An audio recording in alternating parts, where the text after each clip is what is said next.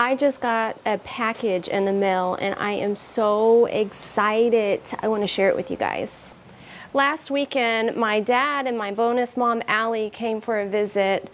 It was their first time to our homestead and their first time really getting a feel for what we're trying to do here. And just the sweetest thing ever. My bonus mom, Allie, she wanted to gift us with something that would make an impact on what I'm doing. And I want to share with you what she got me. How cool is that? I'm going to pop a squat right here because this thing's a little heavy for me. And the box with my short arms, it's not going to work me just carrying this around. So I'm just going to get down into it. I don't know a whole lot about Excalibur. I just know that when I was doing my homework and I was looking into dehydrators at the volume that I felt like we were going to do one day, I knew about, I want to say almost 2 years ago that I wanted one of these. It's just a tool that Sid just was like, no, I'm not going to spend that much. He wanted to see what I could do with the cheap little Presto one I had. And I have done some stuff. I've made some seasonings. I've wanted to do some beef jerky. I just haven't done that yet. Now that we are having our own animals, I kind of want to test that out with our own meat. So that's down the pipeline. If any of you have this, please comment down below and tell me what you love the most about it, what you find yourself using it for the most, because that's going to be helpful for me. As we continue on, I'm going to be looking for creative ways to do stuff, not just traditional drying. I have recently ordered another thing that's going to help with this. I recently ordered another tool, and I'll share that when I get it. And I'm going to get in trouble for that. So surprise, not sorry. Drying a lot of herbs in here is going to be very helpful for the tool that I got, for me to do a lot of things. But let me get it open here. I don't even know what to expect.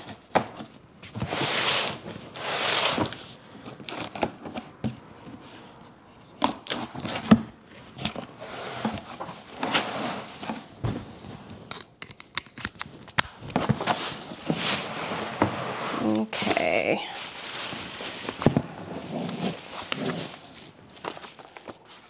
This was an expensive gift.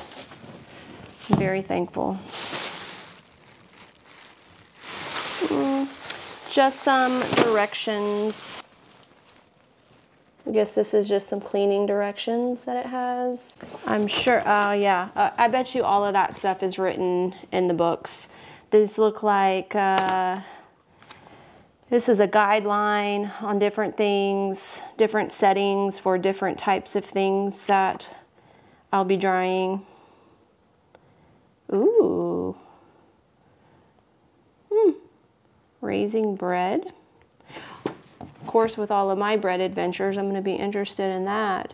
But there's a lot of stuff in here, fruit rolls, all kinds of stuff, which I haven't experienced, haven't done that. But with as much as we're going to be growing, this is going to be a very valuable tool. That little Presto that I have, it just doesn't fit a whole lot.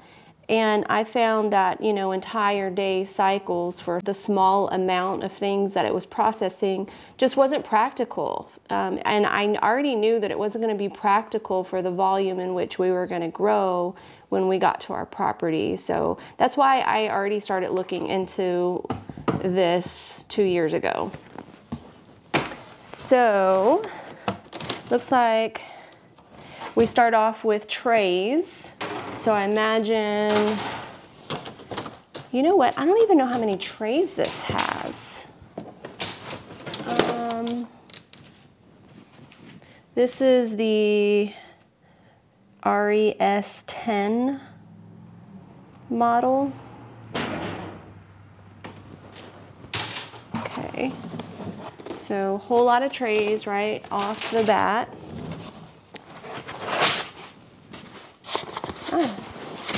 We got our plug.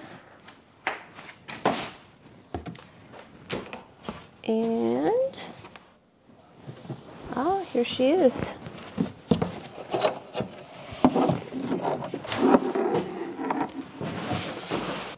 I have a habit of studying stuff and taking time and experimenting before I share anything, because I just don't think it's authentic to share stuff like I know it when I really don't. I'm curious what I can do in the fall garden with what I'm growing right now. It's not harvest time for those things, but I'm wondering how maybe some kale chips or something like that would go. I have a bunch of dill growing, so it'll be nice to dry some of that this season.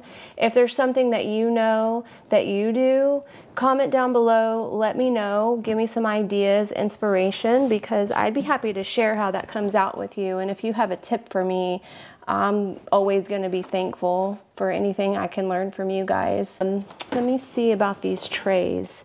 This is interesting. Like, each tray does have something, but I don't know what these flat ones are for. I really have to read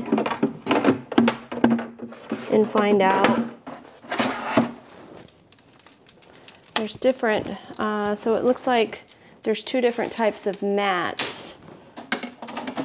There's this kind. I guess I need to learn the value of each one and what's appropriate to use for what. So if you know that, tell me.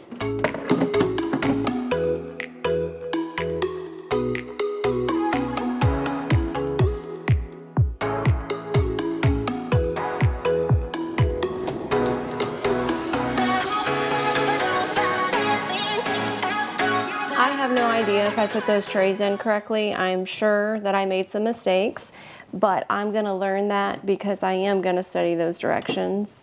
I'm so excited that I got to share this with you guys so you can kind of see what's in the works for us, what's to come. This is very, very exciting for me, and I can't wait to share. I do need to find a spot for this. This is becoming a problem. Since I've been here, I've gotten a few tools because I knew mentally I needed to prepare for the greater amount of things that we're going to be growing. And being the primary person that is harvesting and preparing, preserving things, I've been trying to put as many things in my arsenal as possible to be the one-man show that I am at home when it comes to that stuff. Sid helps a lot. He does so much, but that stuff does fall on me, and I'm just trying to work smarter, not harder. That works pretty good. You can see I have a collection of tools that I use all the time here in the kitchen. Recently, one of my favorites is this cold press juicer, and I have space here for one more thing I'm gonna get in trouble for, so stay tuned for that.